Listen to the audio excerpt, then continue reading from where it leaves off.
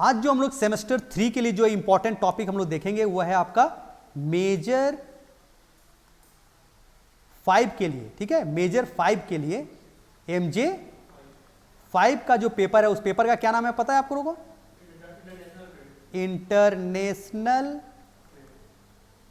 Trade या अंतर्राष्ट्रीय व्यापार, ठीक है। अंतर्राष्ट्रीय व्यापार, ठीक है। अंतर्राष्ट्रीय व्यापार, अंतर्राष्ट्रीय व्यापार। तो इस अंतर्राष्ट्रीय व्यापार में एक प्रश्न वेरी इंपॉर्टेंट है जो हमारे क्वेश्चन एग्जाम के दृष्टिकोण से इंपॉर्टेंट रहता है, वो है, क्वेश्चन लिखिए, अंतर्राष्ट्रीय व्यापार क्या है? अंतर क्षेत्रीय, सॉरी एक मिनट,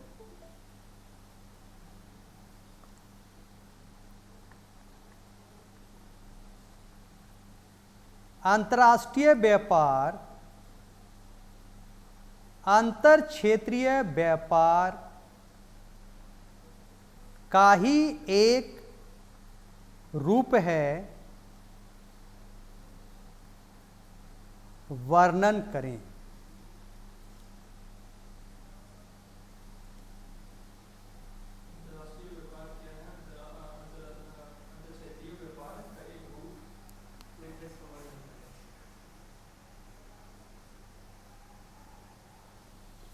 क्वेश्चन जो हम लोग आज देखेंगे और वेरी इंपॉर्टेंट क्वेश्चन है, हमेशा पूछा जाता है इस एग्जाम में, हो सकता है हम लोग का आने वाले एग्जाम में भी पूछा जाए। अंतर्राष्ट्रीय व्यापार क्या है और अंतर्राष्ट्रीय व्यापार अंतर क्षेत्रीय व्यापार का ही एक रूप है, वर्णन करें। क्लियर हुआ कि नहीं? कोई डाउट किसी को नहीं होना चाहिए।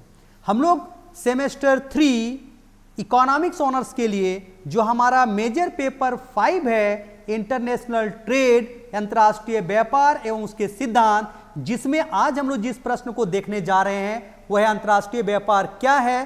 अंतर्राष्ट्रीय व्यापार अंतर क्षेत्रीय व्यापार का ही एक रूप है, वर्णन करें। यानी what is international trade? And international trade is a types of या one of the form of inter regional trades, explain it या डिस्क्राइब इट। ओके, तो अंतर क्षेत्रीय व्यापार किसको बोलते हैं थोड़ा समझ लीजिए, और अंतर्राष्ट्रीय व्यापार किसको बोलते हैं, क्लियर है ना? थोड़ा समझ लेते, फिर तुम लोग थोरली हम लोग देखने का प्रयास करेंगे ही। अंतर क्षेत्रीय मतलब एक रीजन के अंदर ही, जैसे भारत देश है तो भारत देश में ही व्यापार है, जैसे हरियाणा का झारखंड से, झारखंड का बिहार से, ये देश के अंदर हो रहा है, तो इसको हम लोग अंतर क्षेत्रीय व्यापार या अंतः स्थानीय भी बोल सकते हैं, ठीक है। और अंतरराष्ट्रीय बोलेंगे तो दो देशों के बीच, जैसे भारत और अमेरिका के बीच, क्लियर हो रहा है। तो ये क्वेश्चन क्या पूछ रहा है कि अंतर्राष्ट्रीय व्यापार जो हो रही है वो कुछ अंतर्राष्ट्रीय व्यापार, खाली नाम हम लोग उसको दे रहे हैं, एक तरह से तो अंतर क्षेत्रीय व्यापार ही है। राष्ट्र के अंदर में, राष्ट्र के बाहर जा रहा है, लेकिन वो अंतर क्षेत्रीय व्यापार का ही एक टाइप्स है, केवल हम लोग उसको अंतर्राष्ट्रीय व्यापार एक अलग नाम दिए हैं, उसको हम लोग प्रूफ करना पड़ेगा, भी हम लोग देखेंगे उसको। ओके, कोई डाउट यहां तक किसी को? कोई डाउट नहीं है? चलिए हम लोग अब इसी का स्टार्ट हम लोग करते हैं। अंतर्राष्ट्रीय व्यापार का पहले मीनिंग देखेंगे और वो रूप कैसे है उसको हम लोग देखेंगे। सभी को दिखाई पड़ रहा है आप इजीली? कोई डाउट किसी को यहां नहीं है? नहीं है ना? चलिए, व्यापार का अर्थ वस्तु तथा सेवाओं का विनिमय या क्रय विक्रय है। व्यापार से तात्पर्य हम लोग क्या लगाते हैं? वस्तुओं तथा सेवाओं का विनिमय तथा क्रय विक्रय। अंतर्राष्ट्रीय व्यापार व्यापार का ही एक विशेष स्वरूप है। अंतर्राष्ट्रीय व्यापार का अर्थ है दो राष्ट्रों के मध्य वस्तुओं तथा सेवाओं का विनिमय या क्रय विक्रय। स्वतंत्र अंतर्राष्ट्रीय व्यापार का अर्थ उस वाणिज्यिक नीति से है जो वस्तु तथा सेवाओं के घरेलू तथा विदेशी विनिमय के मध्य विभेद नहीं करती है। यानी जब अंतर्राष्ट्रीय व्यापार करेंगे, वो बात करेंगे, तो घरेलू भी विनिमय हो रहा है और विदेशों विनिमय एक ही जैसा है, तो दोनों में कोई अंतर नहीं है। अंतर्राष्ट्रीय व्यापार एक ऐसी क्रियाविधि या तरीका है जो कि वस्तुओं, सेवाओं तथा संसाधनों के जरिए विश्व के विभिन्न देशों को आपस में जोड़ता है। भारत और अमेरिका के बीच व्यापार होगा तो भारत और अमेरिका को जोड़ेगा ही। भारत के लोग अमेरिका जाएंगे, अमेरिका के भारत, तो एक दूसरे का कनेक्शन बढ़ जाता है। वेरी सिंपल, कोई वर्ड्स में कोई डिफिकल्ट वर्ड है नहीं।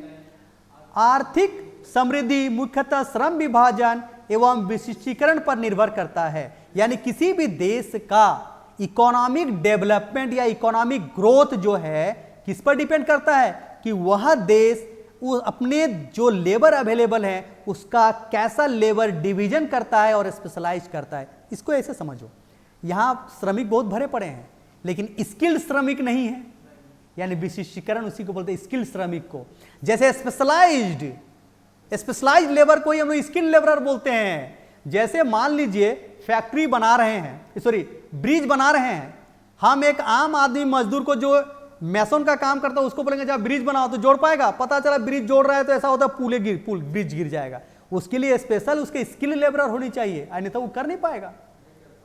आपको रिवर के बीच में उसको पिलर करना है तो जा ही नहीं सकता है, उसको पता ही नहीं कैसे जाएंगे, तो बह जाएगा ना रिवर में ही, ठीक बना जाता है। तो उसको कैसे करना है, तो स्किल लेबर या जिसको स्पेशलाइज। तो जिस भी देश में अगर अंतर्राष्ट्रीय व्यापार से उसको लाभ कमाना है तो उसको अपना लेबर डिवीजन, श्रमिकों का बंटवारा, श्रम का बंटवारा, काम का बंटवारा और स्पेशलाइज यानी श्रम विभाजन जरूरी है, या स्पष्टीकरण या विशिष्टीकरण जरूरी है, तभी वो अंतर्राष्ट्रीय व्यापार से लाभ कमा पाएगा।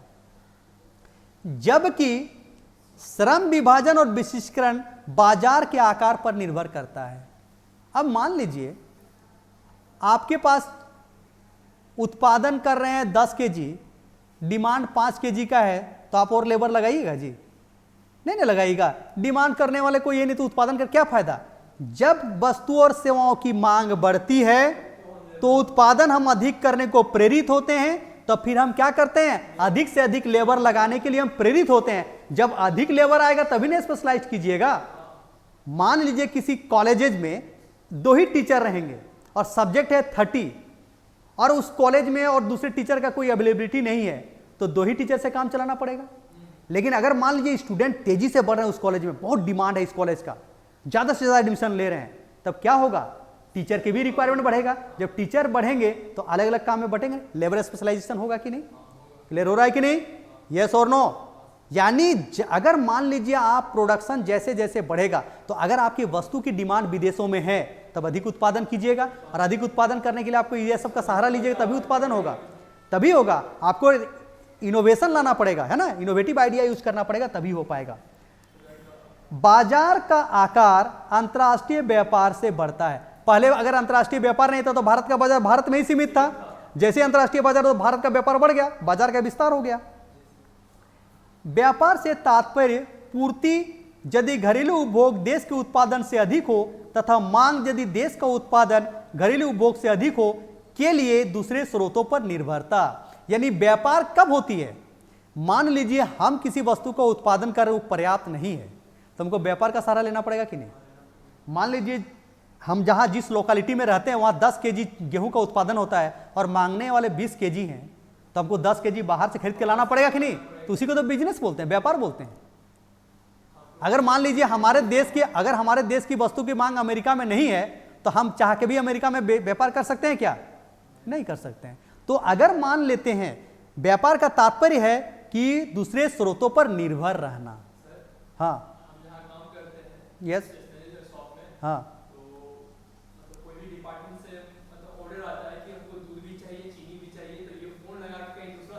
यस यस, इससे क्या होता है? इसका बिजनेस बढ़ता है। अगर वो नहीं करेगा तो उसका कस्टमर नहीं बन पाएगा। उसके पास स्टेशनरी आइटम क्यों ले? जब ये स्टेशनरी आइटम जो है वो सभी तरह का अवेलेबल कर पा रहा है तो उसका रिलायबल बन गया। ठीक है, तो एक देश व्यापार न होने की स्थिति में आत्मनिर्भर हो सकता है, परंतु भौतिक रूप से वो काफी क्या होगा? गरीब होगा। गरीब नहीं होगा, गरीब होगा। ये स्पेलिंग यहां गरीब होता है। ऐसी आत्मनिर्भरता देश के उत्पादन के आकार तथा उसकी दक्षता को बिल्कुल सीमित कर देती है। ध्यान दीजिए, अगर कोई देश व्यापार नहीं करता है और व्यापार में शामिल नहीं होता है तो वो अपने आप में आत्मनिर्भर नहीं हो सकता है। जैसे भारत ही देखो ना, हमारे पास पूंजी की कमी है तो हम बहुत सारे फैक्ट्री खड़ा नहीं कर पा रहे हैं। क्यों? क्योंकि हमारे पास उस तरह का कैपिटल नहीं है, पैसा नहीं है और दूसरे मशीन है, जानकार नहीं है, तो हमें दूसरे देश पर निर्भर रहना पड़ेगा कि नहीं? तो हम भले आत्मनिर्भर हो सकते हैं लेकिन हम डेवलपमेंट नहीं कर सकते हैं, विकास नहीं कर सकते हैं। हमको विकास करने के लिए व्यापार का सहारा लेना ही पड़ेगा, एक्सचेंज का सहारा लेना ही पड़ेगा, लेन देन का सहारा लेना ही पड़ेगा। Okay, yes. आगे देखते हैं हम लोग। अंतर्राष्ट्रीय व्यापार का सिद्धांत पूरे विश्व को एक समुदाय के रूप में देखता है, जो कि देश की सीमाओं में भले विभाजित हो, परंतु आय एवं रहन सहन के स्तर में वृद्धि के समान उद्देश्य से जुड़ा हुआ है। ध्यान दीजिएगा, अंतर्राष्ट्रीय व्यापार के सिद्धांत एक समुदाय के रूप में देखता है पूरे विश्व को। भले ही हम भारत का अपना डिवीजन एरिया है, पाकिस्तान का अपना, अमेरिका का अलग है, लेकिन अगर आय और रहन सहन के स्तर में अगर वो वृद्धि करना चाहते हैं, विकास करना चाहते हैं, तो दोनों का उद्देश्य है कि वो एक दूसरे से जुड़े हुए हैं। हम भी चाहते हैं कि हम कैसे आर्थिक विकास करें, अमेरिका से हमको पूंजी प्राप्त हो, हम अमेरिका को मदद करें, तो एक दूसरे से जुड़ा हुआ है कि नहीं।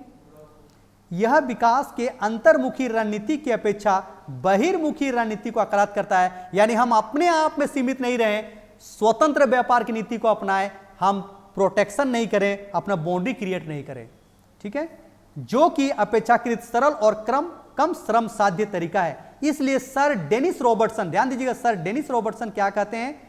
सर डेनिस रॉबर्टसन कहते हैं, देखिए रॉबर्टसन कहते हैं, अंतर्राष्ट्रीय व्यापार को किसी देश की आर्थिक समृद्धि और विकास का क्या कहा गया है? इंजन कहा गया है। यही इंजन, और पीछे हम लोग पकड़े वही इंजन जैसे जैसे जाएगा तो विकास होगा। यानी अंतर्राष्ट्रीय व्यापार किसी भी देश की आर्थिक विकास और आर्थिक समृद्धि या वृद्धि के लिए क्या है? इंजन है या इंजन है, मतलब उसका मेन पार्ट ही है। इंजन नहीं रहेगा तो कोई काम नहीं होगा। तो ये हम लोग क्या देखें? अंतर्राष्ट्रीय व्यापार का मीनिंग या परिभाषा या उसके अर्थ के बारे में देखें। कोई दिक्कत है किसी को? नहीं है? है क्या? एक बार फिर से देख लीजिए आप लोग, इस पूरा स्क्रीन को आप देखते जाइए, एक बार पढ़िए इसको, थोड़ी देर के लिए थोरोली पढ़िए, आराम से पढ़िए, आराम से देख के पढ़िए।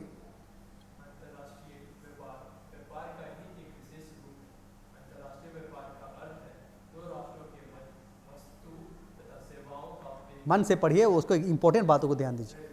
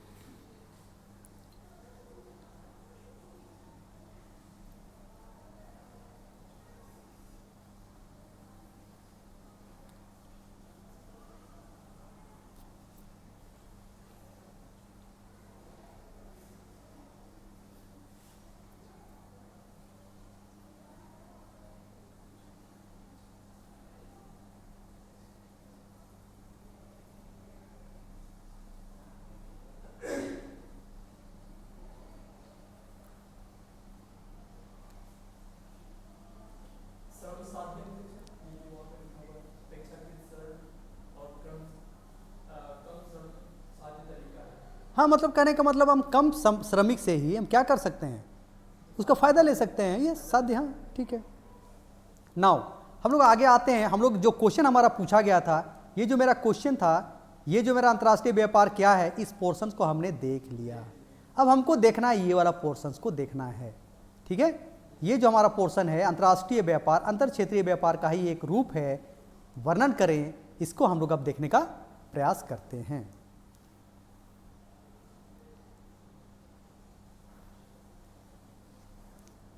अंतर्राष्ट्रीय व्यापार एवं अंतर क्षेत्रीय व्यापार, इसी में आपको क्लियर हो जाएगा।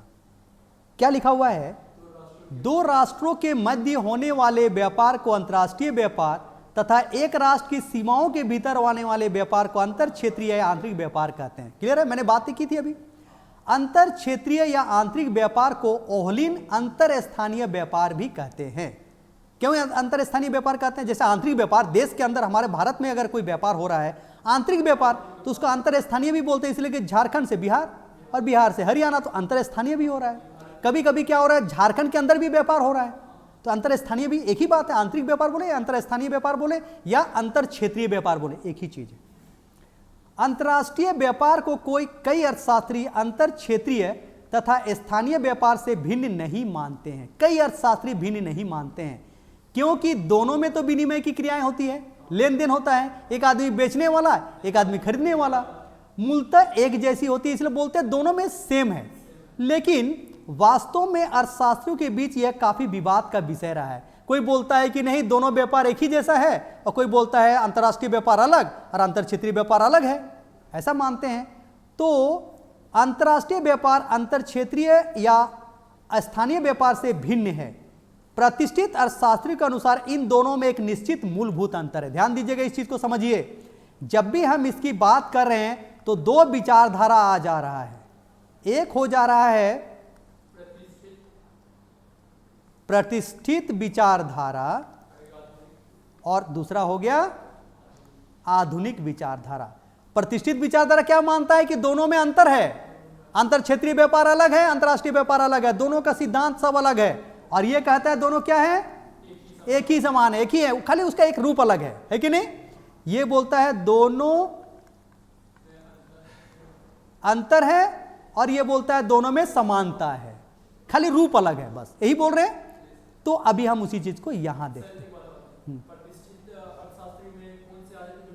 यस, आप सिंपल समझिए, जब भी मॉडर्न इकोनॉमिस्ट और प्रतिष्ठित बोलते हैं तो आप समझिए कि केन्स के पहले जितने आ गए, हाँ केन्स के पहले दो आ गए, एक क्लासिकल और नियो क्लासिकल भी थे, लेकिन नियो क्लासिकल जैसे नट विक्सेल आप समझिए, जैसे आपको एडम स्मिथ, जे स्मिल, पीगू, ये सब हो गए क्लासिकल। क्लियर हो गया कि नहीं। आधुनिक तो हमारा केन्स के बाद जितने आए, Milton Friedman, Adam Smith, Keynes 1936 के बाद उनके, ठीक है। एक्चुअली जब 1930 में जो हमारा ग्रेट डिप्रेशन हुआ था, आर्थिक मंदी 1930 में हुआ था, उसी के बाद ही केन्स का उदय हुआ है। अब देखिए, प्रतिष्ठित अर्थशास्त्रियों के अनुसार इन दोनों में एक निश्चित मूलभूत अंतर है, परंतु आधुनिक अर्थशास्त्रियों जैसे ओहलिन और हैबरलर, देखो आधुनिक अर्थशास्त्री का नाम आ गया, ओहलिन और हैबरलर के अनुसार इन दोनों के बीच अंतर स्थापित करना न तो संभव है और न इसकी आवश्यकता है। एक देश के नागरिकों के मध्य वस्तुओं तथा सेवाओं का विनिमय आंतरिक व्यापार तथा एक देश का विश्व के अन्य देशों के साथ विनिमय अंतर्राष्ट्रीय व्यापार कहा जाता है। और इन दोनों के बीच अंतर के मुख्य कारण निम्नलिखित हैं, यानी क्लासिकल अर्थशास्त्री जो है अंतर का कारण इस तरह से बताते हैं कि अंतर क्यों है, उसको हम लोग देखने का प्रयास करते हैं। पहला क्या है, साधन की गतिशीलता।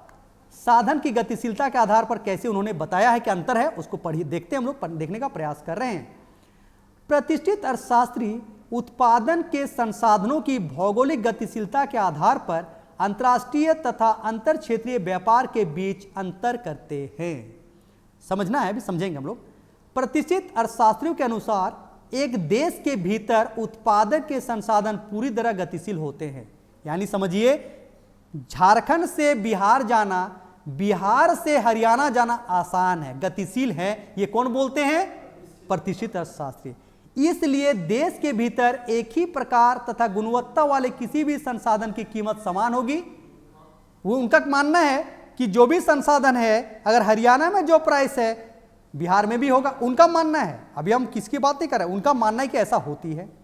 परंतु राष्ट्रों के बीच संसाधन पूरी तरह से गतिशील नहीं होते हैं, यानी भारत से अमेरिका में गतिशील नहीं होंगे, इसलिए सापेक्षिक कीमतों का निर्धारण करने वाला सिद्धांत घरेलू तथा विदेशी व्यापार के लिए अलग अलग होगा। यानी देश में जो संसाधन है उनका कीमत का निर्धारण अलग तरीके से होगा, उनका प्राइस का डिटर्मिनेशन अलग तरीके से होगा, और विदेशों यानी दो देशों के बीच अगर विनिमय होगा तो उनका डिटर्मिनेशन अलग तरीके से होगा, डिटर्मिनेशन निर्धारण अलग तरीके से होगा। प्रतिष्ठित अर्थशास्त्रियों के इस तथ्य को स्वीकार नहीं करते हैं कि उनके अनुसार देश के भीतर अंतर क्षेत्रीय स्तर पर भी संसाधन जैसे श्रम और पूंजी गतिशील रहते हैं। एक देश के अंदर मजदूरी न, हाँ, लेकिन ध्यान दीजिएगा, इस तथ्य को कौन स्वीकार नहीं करते हैं? आधुनिक अर्थशास्त्री। वो एग्जाम्पल देते हैं कि एक देश के अंदर भी तो मजदूरी अलग अलग है। हरियाणा में अलग मजदूरी दर मिलेगा, झारखंड में अलग मिलता है कि नहीं? झारखंड में अगर गेहूं का कीमत अलग है, वहां कीमत अलग है कि नहीं? जबकि प्रतिष्ठित अर्थशास्त्री कहते हैं कि यहां संसाधनों की गतिशीलता आसानी है, इसलिए प्राइस तो सेम रहेगा, उनका कीमत का तो देखिए भिन्न भिन्न होती है। अगर विभिन्न व्यवसाय है तो वहां भी श्रमिकों का अलग अलग। अब देखिए, केवल झारखंड और हरियाणा की बात मत कीजिए, झारखंड में ही अगर यहाँ ब्रेड फैक्ट्री है और वहां अगर सीमेंट फैक्ट्री है तो दोनों का लेबर का प्राइस अलग अलग है कि नहीं? है कि नहीं? तो कहते हैं कि एक क्षेत्र में ही नहीं, एक मतलब दो अलग अलग जगह ही नहीं, बल्कि एक क्षेत्र में भी अगर व्यवसाय अलग अलग हो जाए, बिजनेस अलग अलग हो जाए, तो वहां भी कीमत अलग अलग हो जाती है। देख लीजिए, होती है कि नहीं? ब्याज दरें भी विभिन्न उद्देश्यों के लिए बदलती रहती है। अगर आप इंटरेस्ट पैसा किसी से पूंजी उधार लेते हैं और बोलिएगा कि भाई हम उत्पादन करने के लिए ले रहे हैं, चलिए 4% में दे रहे हैं, बोलता है कि नहीं? लेकिन अगर बोलेगा नहीं मैं शादी ब्याह के ले रहे हैं तो 20% रेट पे देंगे, बोलता है कि नहीं? क्योंकि जानता है कि उत्पादन कर रहा है तो इसका मतलब है कि पैसा हमको लौटा पाएगा। लेकिन अगर खाने के लिए ले रहा है तो पता नहीं पैसा लौटेगा कि नहीं, 20% पे दोगे तो देंगे, नहीं तो नहीं लेंगे, कहता है। होता है कि नहीं? यानी ब्याज दरें भी विभिन्न क्षेत्रों में विभिन्न उद्देश्यों के लिए बदलती रहती है कि नहीं? इस प्रकार श्रम और पूंजी राष्ट्रों के बीच पूरी तरह गतिशील नहीं है। 19वीं और तथा 20वीं शताब्दी के प्रारंभ में संयुक्त राज्य America, Australia, New Zealand, Canada, Latin America देश का तीव्र विकास इंग्लैंड और यूरोप से श्रम और पूंजी के चलन से ही संभव हुआ है। यानी अगर अमेरिका का बात करें, ऑस्ट्रेलिया का बात करें, न्यूजीलैंड का बात करें, कनाडा का बात करें, लैटिन अमेरिका के जो भी देश है उनका अगर डेवलपमेंट हुआ है तो इसलिए हुआ है क्योंकि श्रम और पूंजी कहां से गया? इंग्लैंड और यूरोप से वहां चला गया। जरूरत पड़ा तो इंग्लैंड से पूंजी लिए, श्रमिक भी वहां काम करने के लिए गए। आज विदेशी पूंजी का अल्पविकसित देशों के विकास में महत्वपूर्ण भूमिका रहती है। हम विकास नहीं कर पा रहे थे, इसलिए हमने क्या किया? विदेशी पूंजी का सहारा लिया कि नहीं? और आज हम लोग विदेशी पूंजी का सहारा लेकर हम लगातार डेवलपमेंट कर रहे हैं कि नहीं? तो अगर किसी भी देश का अल्पविकसित देश है तो अगर उसका विकास करना चाहता है तो विदेशी पूंजी क्या है? इंपॉर्टेंट फैक्टर है। यूरोपीय संघ के देशों में श्रमिक स्वतंत्रता पूर्वक आ जा सकते हैं। अतः स्पष्ट है संसाधनों की घरेलू गतिशीलता और अंतर्राष्ट्रीय गतिशीलता में केवल डिग्री का अंतर है। डिग्री मतलब समझ रहे हैं? यहां आसानी से आ जा सकते हैं, वहां थोड़ा डिफिकल्टीज है, वहां जाने में थोड़ा खर्चा पड़ेगा। आपको वहां कैसे जाना पड़ेगा? एरोप्लेन से जाना पड़ेगा या बंदरगाहों के सहारा, नावों के मतलब जहाजों से सहारा जान लेना पड़ेगा। डिग्री का अंतर है। यहां जब मन तब आ जा सकते हैं, वहां थोड़ा डिफिकल्टीज है, बस इतने अंतर है। लेकिन वहां भी गतिशीलता है, यहां भी गतिशीलता है। यानी पर्याप्त संसाधन गतिशीलता के अभाव में एक ही जैसे व्यवसायों में संसाधनों की कीमतों में अंतर विद्यमान रहेगा। इस अर्थ में जहां तक प्राकृतिक संसाधनों की बात है, शून्य गतिशीलता रहेगी, है ना? प्राकृतिक संसाधन मतलब मान लीजिए यहां से जमीन को तो नहीं ले जा सकते हैं ना, पेड़ को तो नहीं ले जा सकते, उनमें शून्य गतिशीलता रहेगी। लेकिन बाकी और भी चीजें हैं वो आसानी से गतिशील रहते हैं। तो जैसे उन्होंने कहा, प्रतिष्ठित अर्थशास्त्रियों का कहना था कि संसाधनों की गतिशीलता के आधार पर अंतर क्षेत्रीय व्यापार अलग हो गया क्योंकि उसका विनिमय अलग होगा और अंतर्राष्ट्रीय व्यापार अलग होगा, उनका मानना था। लेकिन आधुनिक अर्थशास्त्री कहते कहां अंतर है, सब जगह तो गतिशील है, खाली कुछ मामलों में शून्य गतिशीलता है, वे भी मानते हैं। ठीक है, ओके, यहां कोई दिक्कत किसी को नहीं है? आगे आ जाइए, उत्पाद गतिशीलता। नेक्स्ट हम लोग देखते हैं अगला पॉइंट, उत्पाद गतिशीलता। उत्पाद गतिशीलता, उत्पाद गतिशीलता एक राष्ट्र के भीतर वस्तुओं तथा सेवाओं की आवाजाही या गतिशीलता स्वतंत्रता होती है। आना जाना, यह गतिशीलता सिर्फ भौगोलिक दूरी या परिवहन लागत द्वारा सीमित होती है। अब देखिए, अब मान लीजिए मैं फैक्ट्री लगा रहा हूँ ये हरियाणा में, और मुझे कोयला यहाँ झारखंड से ले जाना है, तो बस डिस्टेंस पर डिपेंड करेगा, उसका भाड़ा जो लगेगा उस पर डिपेंड करेगा। मैं यहाँ से हरियाणा कैसे कोयला ले जाऊंगा, ये डिपेंड करता है कि मेरे पास कितना संसाधन है, पैसा है उसको खर्च करने के लिए। अगर मेरे पास 2 क्विंटल ले जाने के लिए ही पैसा है तो 2 क्विंटल ही ले जा पाऊंगा। अगर मैं वहाँ 4 क्विंटल के बराबर मुझे ले जाना है तो मुझे उसके 4 क्विंटल पैसा चाहिए। तो वो परिवहन लागत या भौगोलिक दूरी पर ही डिपेंड है कि नहीं। अगर मान लीजिए मेरा फैक्ट्री में लगा रहा हूँ बगल में ही, तो मैं आसानी से कम पैसे में ले जा सकता हूँ। तो क्या है लिखा हुआ, साफ साफ लिखा हुआ है, यह गतिशीलता सिर्फ भौगोलिक दूरी डिस्टेंस और परिवहन लागत पर सीमित होता है, वही हमको सीमित कर सकता है। परंतु 2 राष्ट्रों के बीच वस्तु तथा सेवाओं की गतिशीलता पर अनेक मानव जनित प्रशुल्क तथा गैर प्रशुल्क अवरोध होते हैं। अब देखिए, प्रतिष्ठित अर्थशास्त्रियों का मानना था कि हम उत्पादन में गतिशीलता आसानी से देश के अंदर ला सकते हैं, आसानी से हम ले जा सकते हैं, लेकिन 2 राष्ट्रों के बीच संभव नहीं है, क्योंकि वो लोग टैक्स लगा देता है, प्रशुल्क लगा देता है और कई तरह का और लगा देता है। वो लोग चाहता है कि मेरा सामान यहाँ दूसरे देश से ना आए, नहीं तो मेरा सामान कौन लेगा। इसीलिए लोग उसको क्या करते हैं, टैक्स बढ़ा देते हैं, प्रशुल्क, जिसको टैक्स ही है, टैक्स है, टैरिफ जिसको बोलते हैं। कई तरह के गैर प्रशुल्क अवरोध भी होते हैं, जो कि वस्तुओं की अंतर्राष्ट्रीय गतिशीलता को न सिर्फ सीमित कर देते हैं, बल्कि इसे अंतर्राष्ट्रीय गतिशीलता से भिन्न प्रकार बना देते हैं। इसीलिए प्रतिष्ठित अर्थशास्त्री का मानना है कि अंतरक्षेत्रीय व्यापार अलग है और अंतर्राष्ट्रीय व्यापार अलग है। फिर भी अंतर्राष्ट्रीय व्यापार में प्राकृतिक अवरोध जैसे भौगोलिक दूरी तथा परिवहन लागत भी काफी महत्वपूर्ण हो जाती है। अब बताओ, 2 देशों के बीच में समुद्र आ गया, नदी आ गया, तो कैसे ले जाएंगे, नहीं ले जा सकते हैं, यस है ना, नहीं ले जा सकते हैं। थोड़ा बेटे हमारे नहीं आए, क्लियर है। राजनीतिक सीमाओं का अस्तित्व अंतर्राष्ट्रीय व्यापार और भुगतान का नियंत्रण एवं नियमन विभिन्न रूपों में करता है, जैसे प्रशुल्क, कोटा।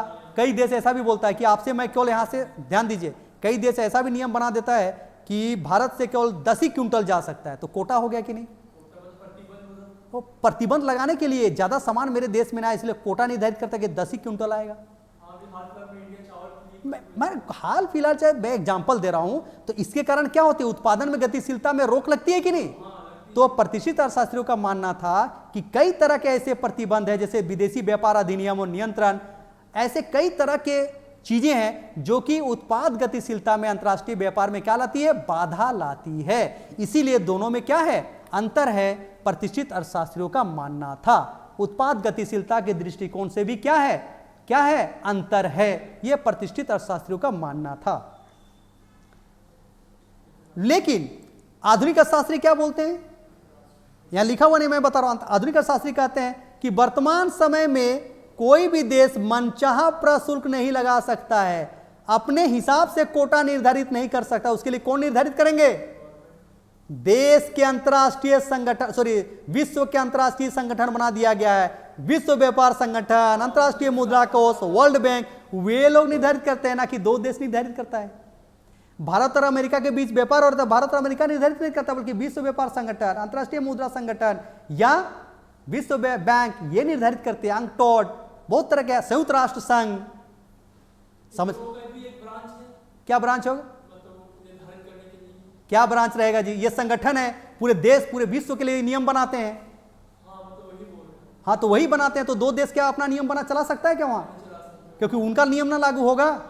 तो इसीलिए आधुनिक अर्थशास्त्री कहते हैं कि हम मानते हैं कि 2 देशों के बीच भौगोलिक दूरी और परिवहन की जो नदियां हैं, ये समुद्र है, ये बाधा होती है, और कई तरह के अन्य बाधाएं भी हैं, कोटा, प्रशुल्क हैं, लेकिन इस पर ये बाधा आज के डेट में नहीं है। दोनों देशों के बीच तो आवागमन सुविधा है, जहाजें चल रही है, एरोप्लेन चल रही है, आप आसानी से आ जा सकते हैं, उत्पादन को एक जगह से दूसरी जगह भेज सकते हैं। और प्रशुल्क की बात कर रहे हैं, कोटा की बात कर रहे हैं, वो 2 देश निर्धारित नहीं करता, वो सभी देश के लिए समान रहता है, तो ओपन मार्केट है, तो कहां भाई प्रतिबंध है। तो यानी दोनों जगह में अगर हम कहेंगे कि यहां प्रतिबंध, उत्पाद गतिशीलता नहीं है, उत्पाद गतिशीलता में अंतर है, यह कहना अतिशक्ति नहीं होगी, कोई रोक नहीं है। क्लियर है। नाउ नेक्स्ट हम लोग आते हैं अंतरराष्ट्रीय मौद्रिक विभिन्नताएं। अब देखो, भारत की मुद्रा अलग है कि नहीं, अमेरिका का मुद्रा अलग है कि नहीं। तो प्रतिष्ठित अर्थशास्त्री कहते हैं कि विनिमय में बड़ा डिफिकल्टीज होगा। एक देश में तो विनिमय करना आसान है, झारखंड से अगर सामान हरियाणा बेचेंगे तो रुपया में भी ले लिया, कोई दिक्कत नहीं होगा। लेकिन अगर भारत से अमेरिका के बीच जाएंगे तो भारत बोलेगा कि हमको डॉलर दीजिए, ये अमेरिका बोलेगा डॉलर में दीजिए और भारत बोलेगा हमको रुपया में दीजिए। बोल सकता है कि नहीं? क्योंकि वो डॉलर लेंगे तो यहाँ क्या कैसे चलेगा, डॉलर यहाँ तो चलेगा नहीं। समझ रहे बात को? यानी अंतर्राष्ट्रीय मौद्रिक विभिन्नताएं हैं, यानी विनिमय करने में डिफिकल्टीज है कि नहीं?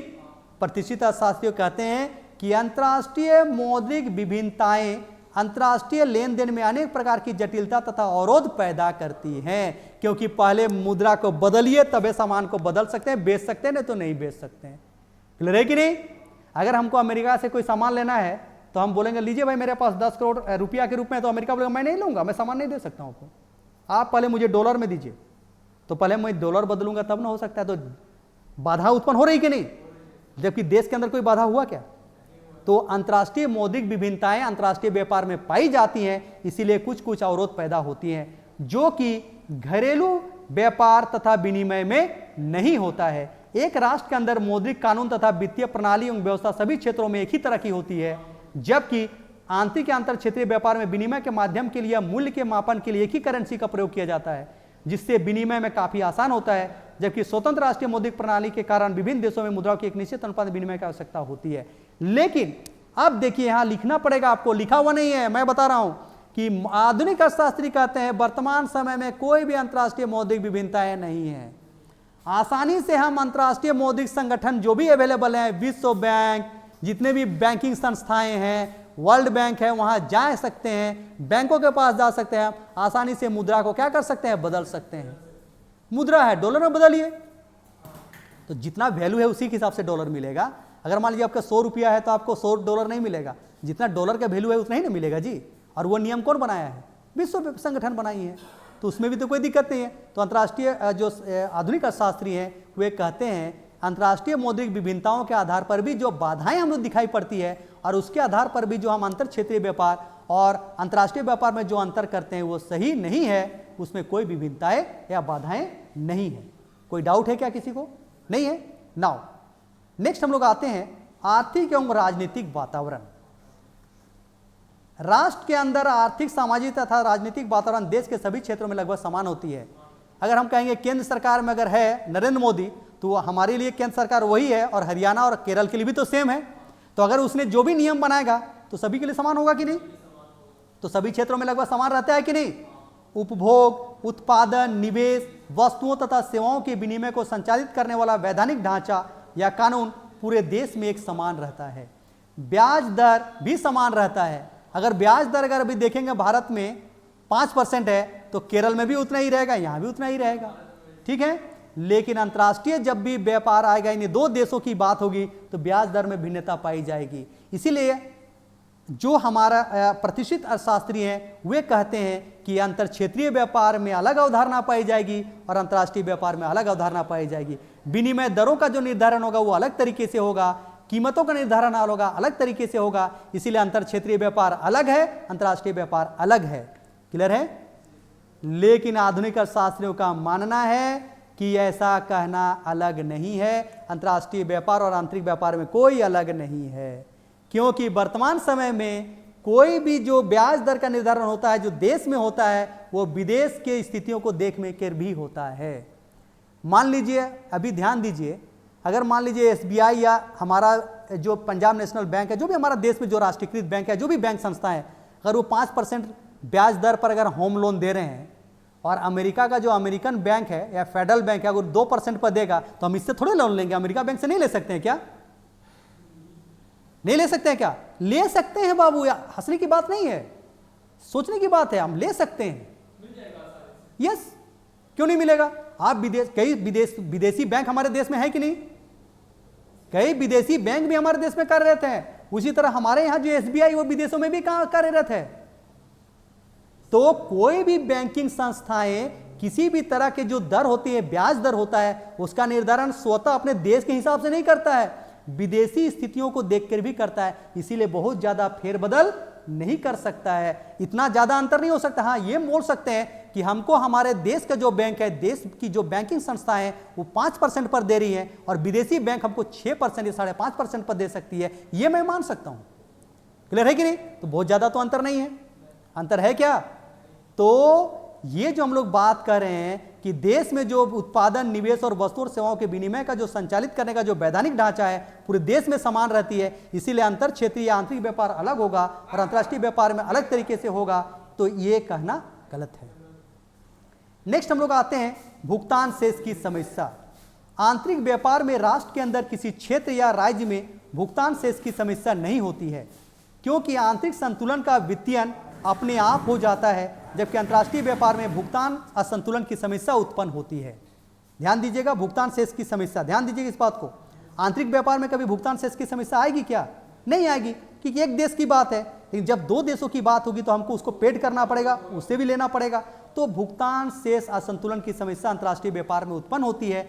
इसीलिए प्रतिष्ठित अर्थशास्त्रियों का मानना था, जो क्लासिकल इकोनॉमिस्ट थे, उनका मानना था कि अंतर्राष्ट्रीय व्यापार को अंतर क्षेत्रीय व्यापार से मूलतः भिन्न है, अलग है। जबकि वर्तमान समय में ऐसी भुगतान शेष की जो संतुलन की समस्या है, आधुनिक अर्थशास्त्री कहते हैं ये भी कोई बड़ी बात नहीं है। हम मानते हैं भुगतान शेष की असंतुलन की समस्या उत्पन्न होती है, लेकिन कोई भी देश में भुगतान शेष की असंतुलन की समस्या नहीं होती है, क्योंकि सब देश अपनी स्थिति को सुधारने का प्रयास करता है कि नहीं? यस। अब देखिए आधुनिक दृष्टिकोण क्या बोलता है। लाइट कट गया बट कोई बात नहीं। आधुनिक दृष्टिकोण, प्रतिष्ठित अर्थशास्त्री उत्पादन के संसाधनों की भौगोलिक गतिशीलता के आधार पर अंतर्राष्ट्रीय तथा अंतर क्षेत्रीय व्यापार के मध्य अंतर करते हैं। देखो किस प्रकार उन्होंने तुलनात्मक लागत अंतरों के सिद्धांत पर आधारित अंतर्राष्ट्रीय व्यापार के लिए पृथक सिद्धांत का प्रतिपादन किया। उन्होंने, प्रतिष्ठित अर्थशास्त्रियों ने तुलनात्मक लागत के सिद्धांत के आधार पर अंतर्राष्ट्रीय व्यापार का अलग सिद्धांत दिया, परंतु आधुनिक अर्थशास्त्री जैसे ओहलिन और हेबरलर के अनुसार इन दोनों के बीच अंतर स्थापित करना न तो संभव है और न ही इसकी आवश्यकता है। यानी दोनों सेम है, केवल क्या है, थोड़ी बहुत अंतर है। इसलिए अंतर्राष्ट्रीय व्यापार का पृथक सिद्धांत की कोई आवश्यकता नहीं है। कौन माने हैं? आधुनिक अर्थशास्त्री। ओहलिन के अनुसार घरेलू तथा अंतर्राष्ट्रीय व्यापार में कोई मूलभूत अंतर नहीं है, दोनों में स्थान कारक अंतर है, केवल ये देश में है और विदेश के बीच व्यापार, बस स्थान का अंतर है। तथा वस्तुएं तथा सेवाएं उन्हें एक स्थान से दूसरे स्थान में ले जाने में जो मात्रा है उस पर डिपेंड होता है। एक देश के अंदर मात्रा अधिक व्यापार हो सकता है, दो देशों के बीच कम मात्रा में व्यापार हो सकता है, बस मात्रा का अंतर हो सकता है। ठीक है। दोनों में परिवहन लागत शामिल है। अगर हरियाणा झारखंड से हरियाणा ले जाइएगा, बिहार से हरियाणा ले जाइएगा, वहां भी परिवहन लागत लगेगा। और अगर भारत से अगर अमेरिका ले जाइएगा बेचने के लिए, वहां भी परिवहन लागत लगेगा। सिर्फ परिवहन लागत का मात्रा अलग हो जाएगा। यहाँ 10 रुपया में हो सकता है तो वहां 1 करोड़ लेगा, क्योंकि वहां जहाज को बुक करना पड़ेगा।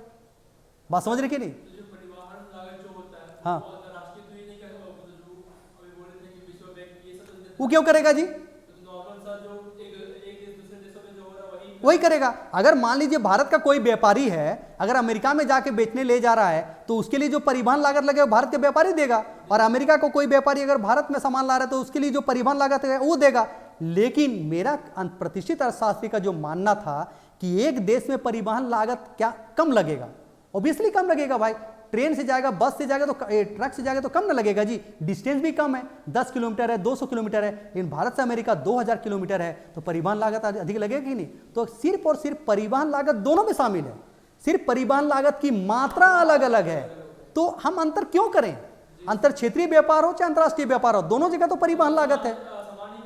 हाँ, सेम चीज फॉलो, सेम नियम फॉलो हो रही है, और दोनों में तो अपना लाभ अधिकतम करना चाहता है। भारत का व्यापारी भी अमेरिका में ले जाकर के घाटा में देना चाहता है क्या? कि वो चाहता है कि मेरा जो भी खर्च हुआ है उससे दोगुना हम कमाएं। उसी तरह से झारखंड का भी कोई व्यापारी है, बिहार का भी कोई व्यापारी है, अगर दिल्ली में सामान ले जाके बेचता है तो क्या सोचता है कि दिल्ली में हम सस्ता में बेचेंगे, ऐसा सोचता है क्या?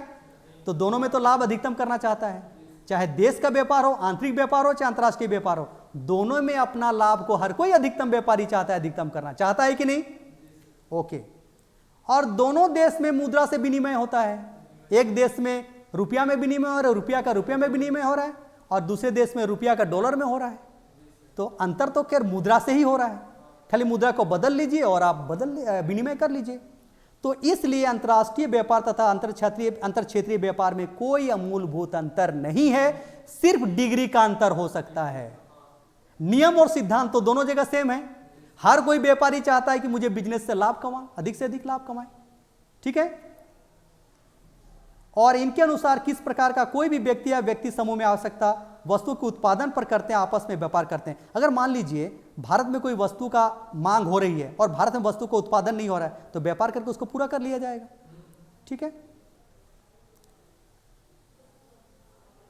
ओहलिन का विश्वास है कि अंतर्राष्ट्रीय व्यापार के लिए पृथक सिद्धांत की कोई आवश्यकता नहीं है।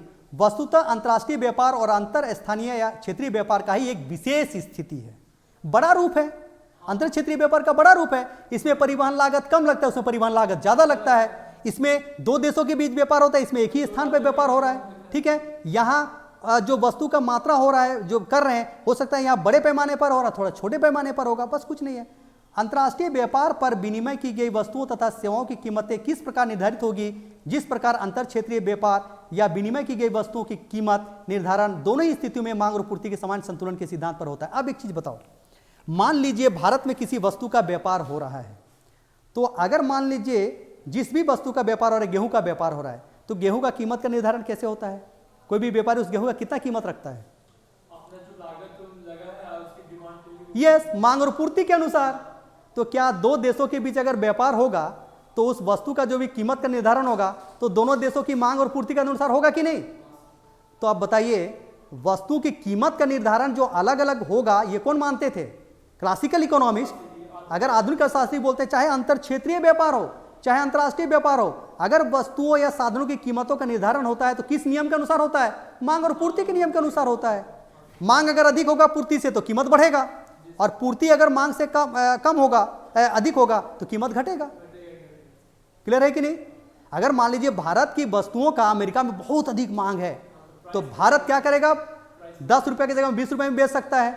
और अमेरिका की वस्तु का भारत में बहुत अधिक मांग है, तो अमेरिका में उस वस्तु का मांग 5 रुपया हो सकता है, लेकिन हमारे यहाँ 20 रुपया हो सकता है। ठीक है। उसी तरह से झारखंड में अगर किसी वस्तु की कीमत मांग बहुत अधिक है ना, बहुत अधिक उत्पादन हो रहा है, तो मांग उसकी कम हो रही है, सप्लाई बहुत अधिक है तो प्राइस कम है। लेकिन हरियाणा में उसी वस्तु का मांग बहुत अधिक है, तो यहाँ से व्यापारी हरियाणा में जाके बेचेगा तो अधिक कमा लेगा कि नहीं? कीमत है, लेकिन कीमत का निर्धारण कैसे हो रहा है? मांग और पूर्ति से हो रहा है कि नहीं? तो क्लासिकल इकोनॉमिस्ट जो कहते थे कि दोनों देशों में अलग अलग संभावनाएं पाई जाती, स्थितियां पाई जाती है, इसीलिए विनिमय दर का जो कीमत का निर्धारण होता है अलग अलग तरीके से होता है। इसीलिए अंतर क्षेत्रीय व्यापार और अंतर्राष्ट्रीय व्यापार में कीमतों का जो निर्धारण होगा वो अलग अलग तरीके से होता है, इसलिए दोनों व्यापार अलग अलग है, ऐसा कहना गलत है आधुनिक अर्थशास्त्रियों के अनुसार। कोई दिक्कत है यहाँ? इसीलिए लास्ट में उनका कहना है, इस प्रकार ओहलिन के अनुसार अंतर्राष्ट्रीय व्यापार स्वीकृत विशेषताओं को ध्यान से देखने पर यह स्पष्ट हो जाता है कि अंतर्राष्ट्रीय और घरेलू व्यापार के लक्षणों में अंतर सिर्फ मात्रात्मक है, डिग्री का अंतर है, बाकी कुछ अंतर नहीं है। यह अंतर मूलभूत गुणात्मक प्रकृति का नहीं है, केवल मात्रात्मक प्रकृति का है, जिसके आधार पर अंतर्राष्ट्रीय व्यापार के पृथक सिद्धांत के औचित्य को स्वीकार नहीं किया जा सकता है। परंतु वास्तविकता में अंतर्राष्ट्रीय तथा अंतर क्षेत्रीय व्यापार में काफी भिन्नताएं हैं। लास्ट में निष्कर्ष लिखने देखो, परंतु वास्तविकता में देखा जाए, सिद्धांत में तो नहीं दिखाई पड़ रहा है, लेकिन वास्तविकता में अंतर्राष्ट्रीय और अंतर क्षेत्रीय व्यापार में काफी भिन्नताएं हैं।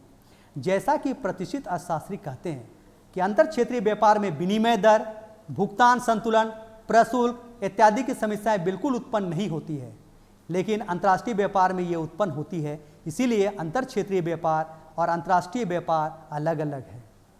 अंतर्राष्ट्रीय व्यापार से उत्पन्न होने वाली समस्याओं को हल करने के लिए ही तो, अगर मान लीजिए ये विश्व बैंक का स्थापना क्यों किया गया, संयुक्त राष्ट्र संघ का स्थापना क्यों किया गया, अंतर्राष्ट्रीय मुद्रा कोष का स्थापना क्यों किया गया? क्योंकि अंतर क्षेत्रीय व्यापार रहता तो इसकी जरूरत ही नहीं पड़ती। अंतर्राष्ट्रीय व्यापार की जब बात आई तो कई तरह की समस्याएं उत्पन्न हुई। ये देश और उस देश में झगड़ा होने लगा होगा, वो बोला होगा कि हाँ ये भारत में वहां सामान ले जाता है तो अमेरिका बोलता है 5 रुपए में बेचो, और वो होता है तो बोलता टसर होने लगा। और कभी कभी ऐसा होता है कि प्रशुल्क मनमाने तरीके से तैयारी लगने लगा। अमेरिका भारत से जो भी सामान जाए अमेरिका बोलते हैं 20% टैक्स लेंगे, ये बोलते हैं 25% टैक्स लेंगे। तो कहीं ना कहीं इस तरह से कुछ विवाद उत्पन्न हुआ। तो इसी के कारण तो इस तरह का संगठन का स्थापना हुआ, चाहे वो विश्व व्यापार संगठन हो, अंतर्राष्ट्रीय मुद्रा संगठन हो, चाहे विश्व बैंक हो, गैट हो, ऐसी संस्थाएं स्थापित हुई जिनका घरेलू व्यापार से कोई सरोकार नहीं है, इसका सिर्फ और सिर्फ विदेशी व्यापार से ताल्लुक है। इतना ही नहीं, अंतर्राष्ट्रीय व्यापार के समष्टि तथा व्यष्टि भागों से संबंधित अनेक सिद्धांत और मॉडल भी बनाए गए। अंतर्राष्ट्रीय व्यापार के कई सिद्धांत दिए गए, इसलिए अर्थशास्त्रियों द्वारा प्रतिपादित किए जो कि आंतरिक व्यापार से संबंधित सर्वथाओं से भिन्न है। इसीलिए हम कह सकते हैं, हम मान सकते हैं कि अंतर क्षेत्रीय व्यापार, अंतर्राष्ट्रीय व्यापार जो है अंतर क्षेत्रीय व्यापार का एक क्या है, विशिष्ट रूप है, एक अलग रूप है, जबकि दोनों में वास्तविक दृष्टिकोण से अंतर पाई जाती है। और इस तरह से हम इसको डिफाइन करेंगे। क्लियर हो गया? तो हमने स्टार्ट किया था कैसे अंतर्राष्ट्रीय व्यापार का मीनिंग से, और किस तरह से हमने अंतर्राष्ट्रीय व्यापार को देखा कि अंतर क्षेत्रीय व्यापार का ही एक विशिष्ट रूप है, प्रतिष्ठित अर्थशास्त्री, आधुनिक अर्थशास्त्री करके हमने देखने का प्रयास किया। तो इसको आप थोरोली देखिए और अच्छी तरह से देखिए, इसको बनाइए, नोट्स कीजिए, तो आपको अच्छी तरह से याद हो जाएगा। क्लियर है? तो इसी के साथ हम लोग अगले दिन एक नए टॉपिक के साथ मिलेंगे। तब तक